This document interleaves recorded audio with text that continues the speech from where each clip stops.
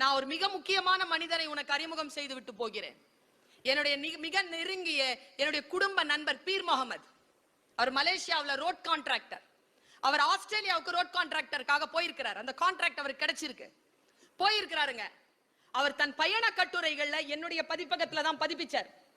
அதுல அவர் எழுதின அந்த கட்டுரையை உனக்கு சொல்றேன். இவருக்கு 3 மணிக்கு வரக்கூடிய வண்டி வரல, 4 மணி ஆகுது, 5 மணி ஆகுது, வரல, 6 மணி ஆகுது, ரோடு எல்லாம் சைலண்ட் ஆயிடுச்சு. இனிமேல் வண்டி வராது, என்ன செய்யறதுன்னு தெரியலீங்க. போன் வசதியும் இல்ல. இன்று இரவு இங்கே தங்குவதற்கு எந்த போர்வையும் இல்ல, குளிர ஆரம்பிச்சிருச்சு. அப்போ தூரத்துல ஒரு ஜீப் வந்திருக்குங்க. அவர் எழுதுறார், பீர் முகமது எழுதுறார், வாழ்க்கையின் அனுபவத்தை எழுதுகிறார். ஒரு ஜீப் மெதுவா வருது, இப்படி ஆடி ஆடி வருது ஜீப். கைய காட்டுறாருங்க, நிக்குது ஜீப். ஐயா, நான் மலேசியால இருந்து வந்திருக்கேன், நீங்க? நான் ஆஸ்திரேலியன், என்ன விஷயம்னு கேட்டிருக்காரு. எனக்கு போறதுக்கு வழி தெரியலங்கய்யா, இங்கிருந்து 5 கிலோமீட்டர் போகணும், எனக்கு தெரியல, வழி தெரிய மாட்டேங்குது, என்னை கூட்டிட்டு போய் விடுறீங்களா?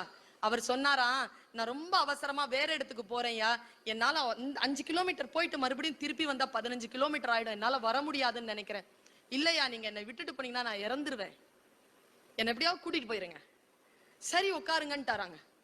அவர் கொண்டு போய் 5 கிலோமீட்டர் தாண்டி அவருடைய ஜாகையில விட்டுட்டு வண்டியை யூட்டர்ன் போட்டிருக்காருங்க. அவர் போர்த்தி கொண்டிருந்த போர்வை விலகி இருக்கு. அவர் லெப்ட் ஹேண்ட்ல தான் டிரைவ் பண்ணியிருக்கார். போர்த்தி கொண்டிருக்கிற போர்வை விலகுது. அப்போதான் பாக்குறாங்க, இந்த கையில கை இருக்கிற இடத்துல பள்ளம், அந்த பள்ளத்துல முழுக்க ப்ளீட் ஆயிருக்கு. இறங்கும் போது இப்படி எட்டி பார்த்திருக்காரு, மடியில் அவர் கை கிடக்குதுங்க.